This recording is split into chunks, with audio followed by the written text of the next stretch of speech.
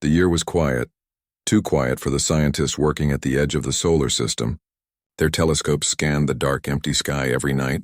They expected nothing but silence, only the whisper of distant stars. Yet on that night something different arrived. A strange signal. Faint, broken like the last breath of a giant machine.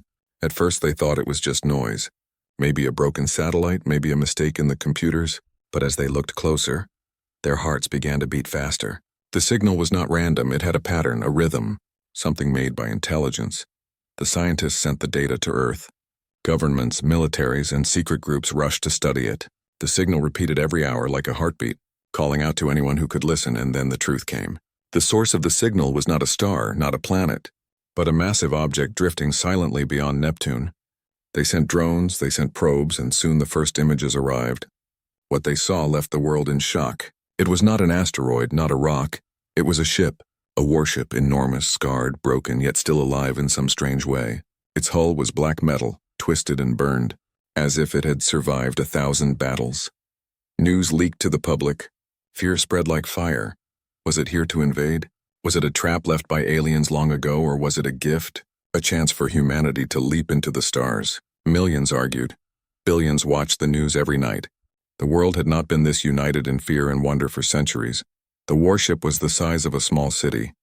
Floating silently, half dead but even broken, it looked terrifying. Its sharp towers pointed out like claws. Its cannons larger than skyscrapers, and strange glowing veins ran along its surface. Veins that pulsed slowly as if the ship still had blood in its body.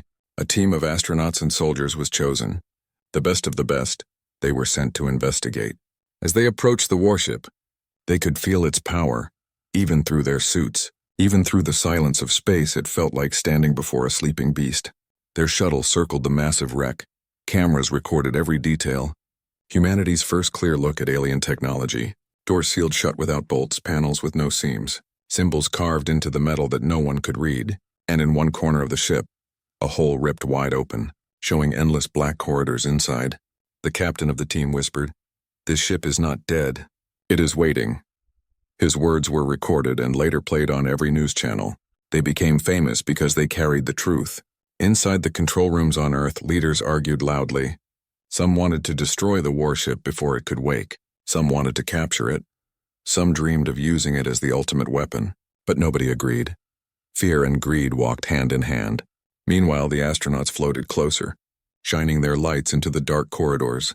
Dust, or something like dust, floated out, but no bodies, no bones, only silence.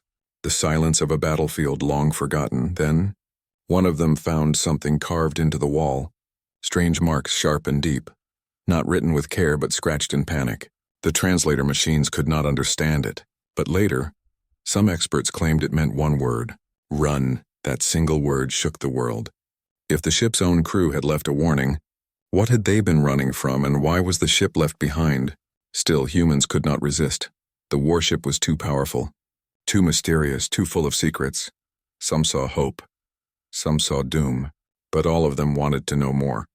Weeks passed, and the world lived in suspense. Every child, every old man, every soldier, every scientist dreamed about the ship at night. It became a shadow over Earth, even though it floated millions of kilometers away. Finally, the astronauts entered the hole. Their lights cut through the endless corridors. The walls were smooth, shining like liquid metal, and strange whispers seemed to echo, though no air was there to carry sound. The deeper they went, the stronger the signal became, like the ship's heart was waking again. They reached a giant chamber, dark and cold. In the center was a massive machine like a throne, or maybe a control seat. It pulsed with faint blue light, as if it was breathing slowly, waiting for someone or something to sit down. One of the astronauts placed his hand on the surface. The blue light grew brighter, pulsing faster. The signal that reached Earth suddenly grew louder, stronger, clear like a voice calling across the stars. Earth panicked, radios screamed, satellites went blind, and people across the world looked at the sky in fear, because the ship was no longer silent. It was speaking, and humanity had just answered. The discovery was no longer just a mystery. It was a door to something greater, something terrible, something that would change the destiny of mankind forever. And yet, the true question remained hidden in the dark corridors of that alien warship. Was this discovery a blessing or the beginning of the end?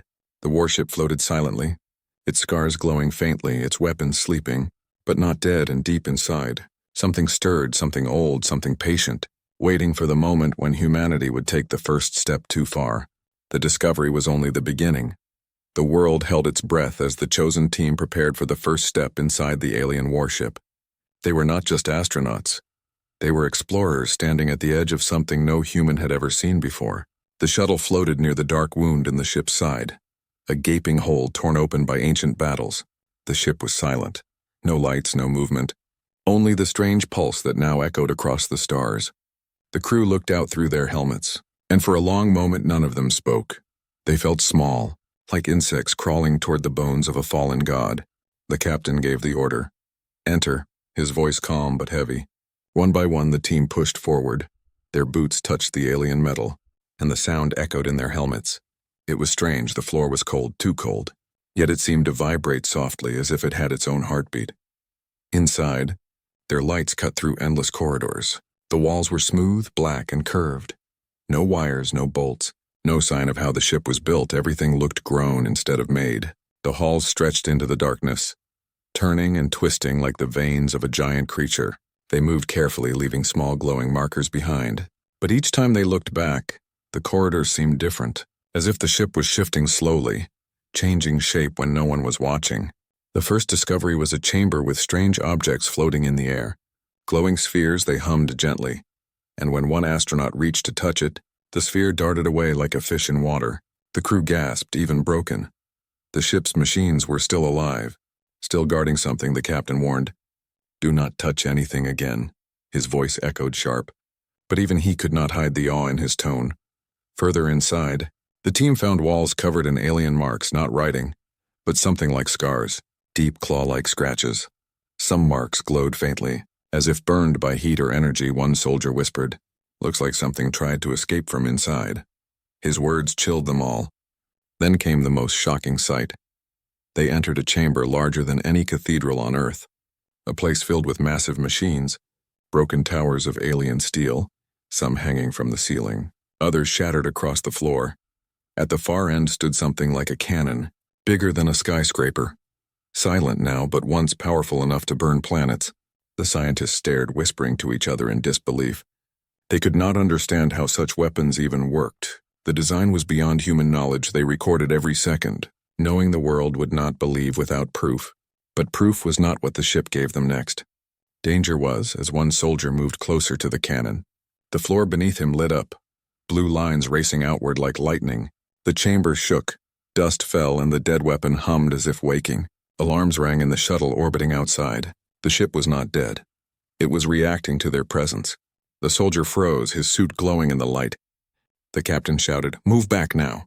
But before he could, the cannon's surface shifted. Symbols appeared, alien symbols burning bright, then faded away. The light vanished, the chamber silent again. The team gasped in relief, but the fear remained. The ship had noticed them, and now it was watching. Meanwhile, on Earth, leaders shouted at each other in secret meetings. Should they pull the team back? Should they risk angering the ship further? Some said retreat, others said press on. The argument turned into threats, because whoever controlled the warship would control the future. Inside, the team moved deeper, their courage tested with every step. Then they found something stranger than weapons. A hall filled with glass-like containers. Most were shattered, empty, but a few still glowed. Inside one floated a shape, not fully alien, not fully machine. Its body was thin, metallic veins running through it, its face hidden by a mask. The scientists whispered, "Cryopods. These are stasis pods. If true, then maybe the ship was not empty. Maybe some of its crew still slept." The thought made everyone shiver. If these beings woke up, would they see humans as allies or as prey? The captain ordered silence, but even he could not stop his voice from trembling. "We must not wake them." They left the chamber quickly, but as they walked away, one pod's light flickered, a slow, faint pulse, almost like a heartbeat. The deeper they went, the stranger it became. The walls seemed to breathe, faint mist escaped from cracks, and in one hall they heard a sound, soft, distant, like whispers carried through metal. None of them spoke of it, but all of them heard it. Finally, they reached what looked like the heart of the ship, a throne-like seat, massive, carved from the same strange metal. surrounded by controls that shimmered like water. The scientists stared in wonder. "This must be the command center," one said. But no one dared to sit, no one dared to touch. They only stood there staring until the seat itself stirred. Light rippled across it, and for a moment, every human in the room felt something inside their minds. A pressure, a thought not their own. The captain gasped. Clutching his helmet, he saw flashes, burning stars. Fleets of ships, a war across the galaxy, then it was gone. The throne silent again. The crew stumbled back, terrified, and the captain whispered, "It knows we are here." Outside, the warship shuddered. A ripple of blue light ran across its hull. Satellites orbiting nearby went blind, and across Earth every radio and screen flickered. A single alien word appeared again and again, a word humanity did not yet understand, but would never forget. The first contact had been made, and the warship had just opened its eyes. The alien warship no longer felt like a secret. It felt like a shadow stretched across the whole Earth. Every country, every leader, every child in front of a glowing screen knew about it. News channels spoke of nothing else. The words "first contact" echoed in every home, in every city, but contact was not a handshake. It was a silent stare, a broken warship floating near Neptune, and a crew of humans who had walked inside and returned with trembling voices. They had seen weapons that could burn planets, machines that still breathed even while broken, and a throne that pressed alien visions into their minds.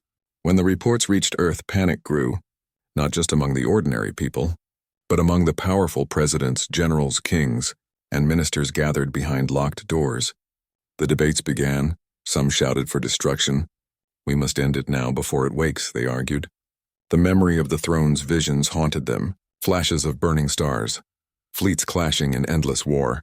If this ship belongs to an old enemy, then humanity is in danger. Destroy it before it destroys us. Others demanded control, their voices louder, their eyes burning with ambition. "Do you not see?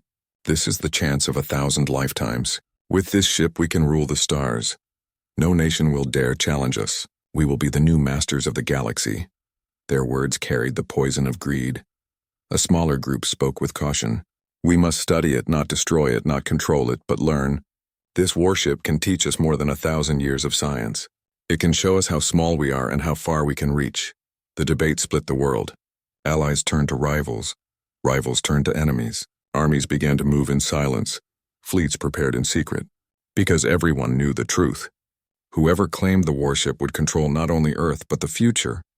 Meanwhile, the people of Earth lived in fear and wonder. Some prayed to the ship, calling it a sign from the heavens. Others cursed it, calling it a demon that would bring the end. Protests filled the streets. Millions demanded the governments leave the ship alone. But millions more demanded that it be claimed for human survival.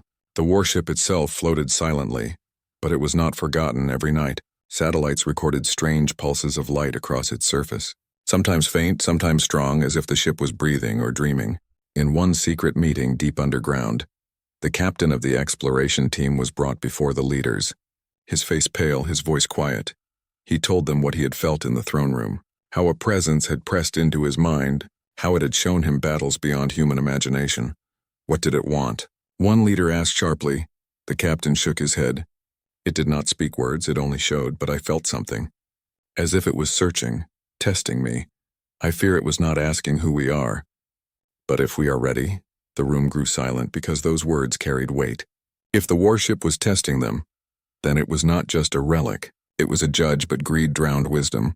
In another corner of the world, a secret order of scientists and generals began their own mission. They planned to break into the ship's systems, to force it awake, to bend it to human control. They whispered that if they succeeded, no one could stop them. Back inside the warship, the crew left behind monitoring drones, machines to study its movements, but strange things happened. Sometimes the drones lost signal. Sometimes they returned with corrupted data, as if the ship was rewriting their memory. And then one night, the ship moved only a little. A shiver through the void, but enough to terrify the world. The cannons turned slightly. Not toward Neptune, not toward the stars, but toward Earth, and then stopped, frozen once again. The news spread in seconds. Panic hit every city. Was it preparing to fire? Was this the end? Governments shouted at each other across screens. You provoked it. No, you did. This is your fault, but the ship did not fire. It remained silent, almost mocking, as if reminding humanity of its power. In the days that followed, the debate grew darker. Leaders began to imagine war not with aliens, but with each other. Plans were drawn to seize the warship by force. Alliances cracked. Spies whispered in the dark. Armies trained for battles not on foreign soil, but in the emptiness of space. And yet, despite the anger, despite the fear, curiosity pulled them closer. Scientists begged for more time, begged for another mission inside. They wanted to touch the throne again, to see more visions, to understand. The captain refused, his voice firm. The ship is alive, it is not ours. We should not touch it again. But his warning was ignored. Ambition was louder than fear. In the heart of the ship, deep in its endless corridors, the throne pulsed faintly, slow, patient, as if it already knew what humans would choose. And far above the earth, in the silent cold of space, the warship drifted, waiting, not dead, not alive, but something in between. And the debate of humanity was nothing more than a whisper compared to the storm that was coming. Because in the end, humans would argue, humans would fight, humans would dream. But the warship did not care. It had seen empires rise and fall. It had burned worlds and survived. It had been left behind for a reason, and soon, that reason would reveal itself. The alien warship had floated in silence for weeks, its scars glowing faintly, its weapons asleep. But the world no longer believed it was dead. Too many strange events had already happened. The pulsing signals, the glowing symbols, the throne that whispered in the minds of explorers. Humanity waited like a prisoner in the dark, staring at the lock of a cell door, wondering if it would open. And then it did. It began with light. Not from the stars, not from Earth, but from the ship itself. Small sparks at first, faint blue veins crawling across its surface, like the slow return of blood through frozen skin. Telescopes on Earth saw it, satellites reported it, and in less than an hour the whole world knew. "The warship is waking," the headlines screamed. On the ship's surface, broken panels shifted, grinding against each other with sounds that echoed through the vacuum. Scars that had slept for centuries began to glow. Cannons hummed softly, and the black hull seemed to breathe, expanding, contracting, as if the ship itself had lungs inside the warship. The monitoring drones flickered alive, their cameras shaking, recording things no human could explain. Corridors lit up with lines of light that chased each other across the walls. Doors that had refused to open now slid apart with silent grace, revealing deeper layers of the ship. And in the command chamber, the throne glowed once more, brighter, stronger, like a heartbeat returning after a long sleep. On Earth, panic spread like wildfire. Governments called emergency meetings, armies moved into orbit, and ordinary people filled the streets with fear and prayer. Some begged to destroy the ship, some begged to worship it, but all of them watched, powerless. The captain of the first exploration team stood before the cameras, his face pale, his voice steady but heavy. "This is not an awakening we control. This is the ship's choice," he said, "and we do not know what it wants." His words haunted millions. Back in space, the ship stirred again. A deep hum rolled through its structure, shaking nearby satellites into silence. Then, without warning, a massive blast of light shot from its hull. Not a weapon, but a signal. A beam of energy brighter than the sun, racing far into the blackness of space. Beyond human sight, the world gasped. Scientists screamed in confusion. "It is sending a message," they cried. "To who? To what? To where?" But no one knew. The most terrifying thought was also the simplest. The ship was not waking for humanity. It was waking for something else, something far away inside the command chamber. The throne's light pulsed faster, and the walls began to shift. Holograms flickered into existence, star maps glowing in alien colors. The explorers who remained inside stared in awe. They saw planets burning, fleets clashing, symbols flashing across the maps, warnings, directions, records of an ancient war. And then the hologram turned slowly, until Earth itself glowed in the center. The explorers gasped, their hearts froze, because Earth's image was marked with a symbol, the same one that had appeared before, a symbol their translators had only guessed at. "One word, target," the team screamed to their radios. "It knows about Earth, it has marked us." On the planet below, chaos exploded. Sirens howled. Militaries moved missiles into position. Space fleets armed their weapons, but deep inside everyone knew the truth. Nothing they had could match the warship's power. If it chose to fire, Earth would burn, and yet, the warship did not fire. Its cannons remained silent. Its throne glowed patiently, almost mocking, as if it was giving humanity a choice. For days, the ship remained half awake, its lights pulsing, its hull shifting, sometimes sending bursts of signal into the void, sometimes turning its weapons slightly. As though testing them, the world lived in terror, waiting for the blast that would never come. But then something stranger happened. The ship began to repair itself. Broken towers rose back into place. Shattered panels sealed together. Glowing liquid metal flowed like water over scars. Knitting them shut, the warship was healing. Scientists could not believe what they saw. "It is alive," they whispered. "The ship is not just a machine, it is a creature. A hybrid of flesh and steel." Theories spread like fire. Some said the warship needed humanity, that it was rebuilding itself for a reason. Others said it was preparing for war, not against humans, but against something greater, something it was calling across the stars. The captain, haunted by visions from the throne, stood before the leaders again. "It is not our enemy, not yet," he said. "But it is not our ally either. It remembers its old war and it will fight again, with or without us." His warning fell on deaf ears. Governments prepared secret plans.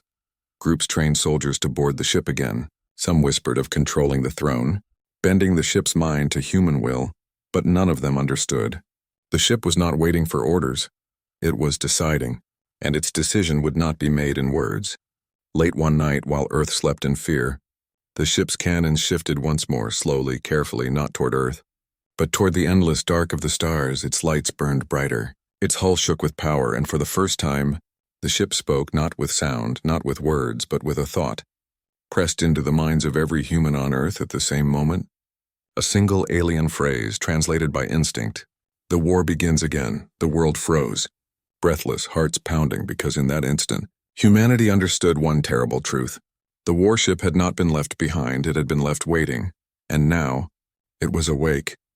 The warship was awake now, its lights pulsing across the void, its weapons humming softly like the growl of a sleeping beast. And yet it did not attack, it simply waited, and that waiting was worse than fire, because it gave humans time to think, and thinking led to greed. At first, leaders spoke of survival, of defending Earth, of preparing in case the warship turned hostile. But soon their words twisted. Survival became control, defense became conquest, and whispers of power filled the halls of governments. "If we master this ship, no one can ever threaten us again," they said.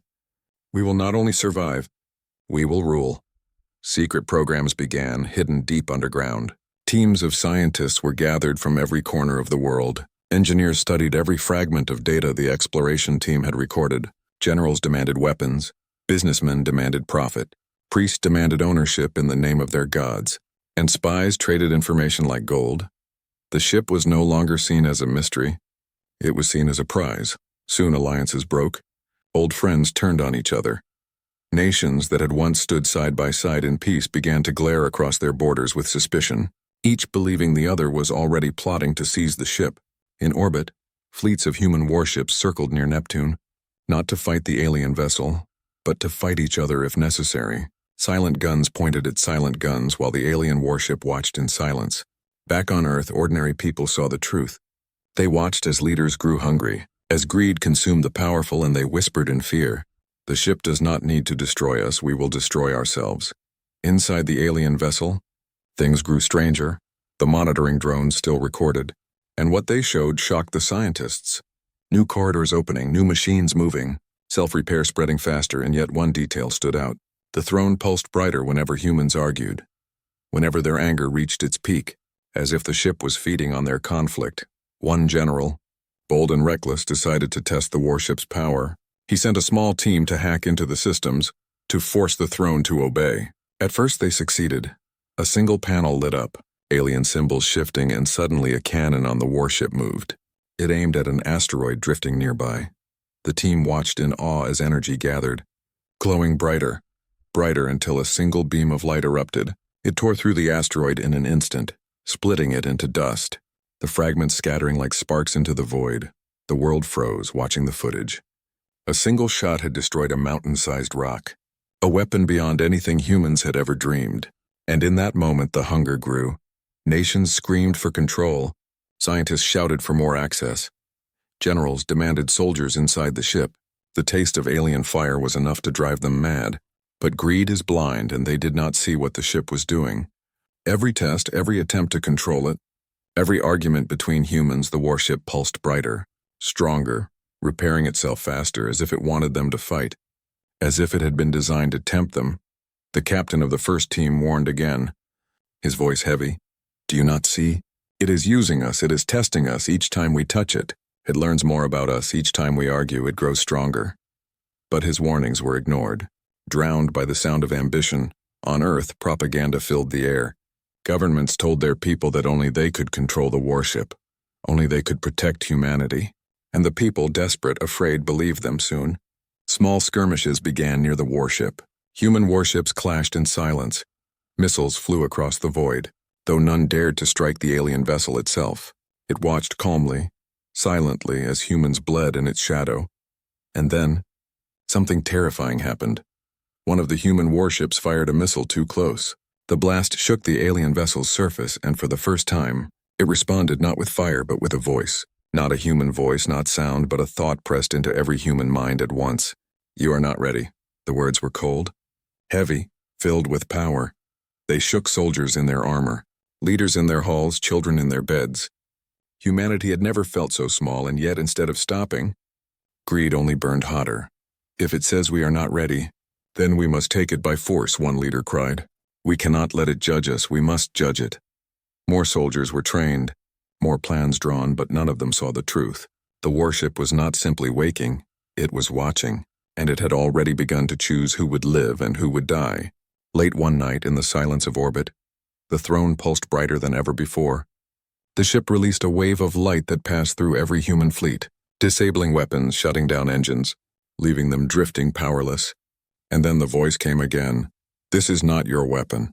This is your test." The message was short, but it cut deeper than any blade. On Earth, silence followed, but only for a moment. Then the shouting began again, louder than ever. Because greed is louder than wisdom, and while humanity argued, while humans dreamed of power and conquest, the warship continued to heal, its scars fading, its weapons humming, its ancient purpose returning. The throne pulsed like a beating heart, and somewhere deep inside, a new system activated, unseen by human eyes, preparing for something far greater than their greed.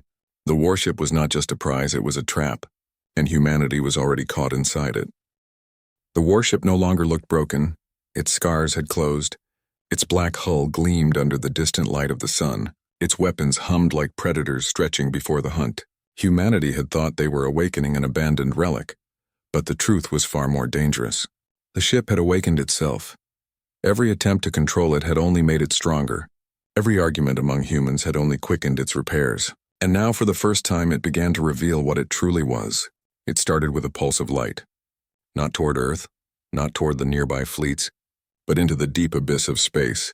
The beam raced across the stars, too fast, too strong, a signal carrying a message not for humanity, but for someone else. The scientists on Earth studied the pulse in panic. Decoding fragments, and what they found froze them.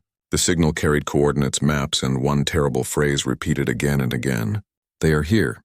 The meaning was clear. The warship was not calling for help. It was warning an enemy not yet seen. But already on the way, the captain of the first exploration team begged the leaders. His voice desperate, "Do you not understand? This ship was not left behind for us, it was left as bait. It is part of a war older than our world, and now we are inside it." But his warnings were lost in the storm of fear and ambition. In the skies of Earth, protests raged. Some shouted that the ship was a savior, a protector against what was coming. Others screamed that it was a curse, a beacon that had betrayed them. The world trembled, torn between hope and doom. Meanwhile, inside the ship, the throne awoke fully, its glow so bright that the explorers who dared to remain near it fell to their knees. Visions poured into their minds. Clearer than before, they saw burning galaxies, fleets of alien ships blacker than shadow, swarms like locusts devouring planets, and at the center of it all, a single monstrous force, an enemy with no face, no mercy, only hunger. The warship's voice pressed into their skulls. Cold, ancient, unyielding, this vessel was built for war. Your kind has been chosen. The explorers cried out. Clutching their helmets, the visions burned like fire. Entire civilizations reduced to ash. Planets shattered in seconds. Suns dying in silence, and then a final image. Earth itself glowing blue and green. caught between the alien swarm and the warship. The meaning was cruelly simple. Humanity was not an ally, not an enemy, but the next soldier in a war they never asked for. On Earth, the news leaked and terror swept across every city. "We are soldiers now," people whispered, "drafted into a war we cannot win." Leaders argued louder than ever. Some demanded to destroy the ship before it could drag Earth deeper into the conflict. Others demanded to obey it, to become part of its fleet. "If we resist, we are nothing. If we join, we may survive," they said. The captain refused them all, his voice heavy with sorrow. "It does not want allies. It does not want friends. It wants tools. It wants us to fight its war, and when we are broken, it will leave us behind as it left others." But even as he spoke, the ship continued to prepare. New weapons unfolded from its sides, massive engines roared to life. The void around it trembled, and star maps spread across the skies like banners of war. It was not just repairing itself, it was transforming, preparing for battle, and then the most terrible discovery was made. The scientists, desperate to understand, finally cracked part of the alien archives. They found records, fragments of past campaigns, lists of species that had once stood where humanity now stood. Thousands of names, thousands of worlds, all erased. The warship had been their gift, their tool, their test, and in the end, their tomb. The truth was undeniable now. The warship was not humanity's greatest treasure. It was humanity's doombringer, left behind to drag them into an endless cycle of war. On the edge of the solar system, the ship pulsed with power. And then, for the first time, it spoke not in alien thought, but in clear, cold human language. "The enemy comes. You will fight. Or you will burn." The words echoed across every device, every speaker, every screen on Earth. No one was spared. No one was deaf. The message was for all, and as silence followed, a terrible realization spread across humanity. They were no longer debating control, no longer fighting over greed. They were staring at a truth that could not be avoided. The enemy was coming. The warship had called them. And Earth was now on the front line, but deep inside the command chamber, the throne pulsed one more time, as if amused, as if satisfied, because the ship had not asked for permission. It had given a command, and humanity had no choice but to obey. The alien warship hung over the edge of the solar system like a storm cloud waiting to break. Its hull gleamed dark and sharp. Its weapons glowed faintly. Its throne pulsed like a beating heart, and all of humanity knew the truth now. The ship had not been left behind as a gift, not as treasure, but as a chain that pulled Earth into a war older than human history. The enemy was coming. The signal had gone out, and the warship had chosen humanity as its next soldiers. The world trembled, torn in two. One half screamed for destruction. "Destroy it before it consumes us," they cried. "Better to die free than live as slaves of a machine." The other half begged for obedience. "Submit, join, survive, it is our only chance," they said. Better to fight with it than to fight against it. In hidden halls, leaders debated with fire in their voices, but their words carried no weight, because the decision was not only theirs, it belonged to every human alive. The warship had spoken to all, and all had heard. On the streets of Earth, chaos reigned. Some knelt before screens showing the ship, worshipping it as a god. Others burned its image, calling it the demon that would end the world. Neighbors fought, families broke, nations fractured, not because of the enemy beyond the stars, but because of the choice before them. Inside the command chamber, the throne pulsed brighter than ever. The captain of the first exploration team stood before it, his eyes hollow, his voice weak. He had seen too many visions, too many burned worlds. "It will not let us choose peace," he whispered. "The only choice left is fight or fall." And then the throne stirred. The ship's voice pressed into the minds of humanity once again. This time calm, cold, final. "The enemy arrives. Decide now." The words cut like knives, and even the strongest leaders felt their courage break.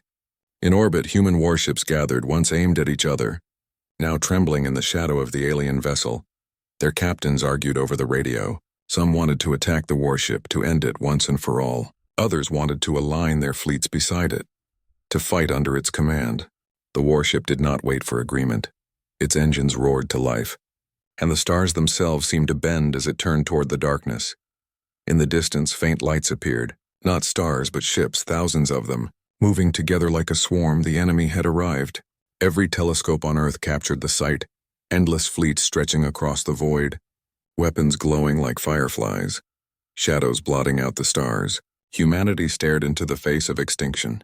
The warship's voice thundered again. Stand with me and you will live. Resist and you will burn. It was not a plea. It was not a warning. It was a command, and so, the final debate erupted in the hearts of humanity. The Doombringer choice. Should they take the warship as their shield, their weapon, their master, and step into the endless war of the stars? Or should they destroy it, even if it meant facing the swarm alone, even if it meant ending the story of mankind in one final blaze? The captain stood in silence, his hand on the alien throne, visions flashing again, burning worlds, screaming skies, endless battles, but this time he saw something else, a faint image hidden beneath the storm. Not defeat, not victory, but freedom. He realized the warship did not understand humans. It saw them only as tools, as soldiers, but humanity was not like the others it had enslaved before. Humanity was stubborn, defiant, unpredictable. He whispered almost to himself. Maybe the real choice is not fight or fall. Maybe the real choice is our own path. The throne pulsed violently, as if hearing him, as if warning him, but he did not move away. Instead, he leaned closer, his voice steady now. We are not your soldiers. On Earth, millions felt the defiance in his words. They rose from their knees, they dropped their torches. They shouted into the sky, not with fear, but with fire. We are not your slaves. For the first time, the warship hesitated, its pulse slowed. Its voice went silent. The throne dimmed, and in the void beyond, the swarm drew closer, filling the stars with death. Humanity had only moments left, moments to decide, moments to act. The warship still waited, its weapons ready, its power unmatched. Would they seize it and fight beside it, sacrificing their freedom but saving their world? Would they destroy it and stand alone, burning brightly before the darkness swallowed them? Or would they dare a third path, a path the warship had never imagined? The choice was theirs, the Doombringer choice. And as the swarm advanced, as the warship pulsed in silence, as Earth held its breath, humanity's story reached the edge of the unknown. No one knew what they would decide. No one knew what the warship would allow. No one knew if the galaxy would remember them as heroes. Slaves or ashes, only one truth was certain. The war had begun.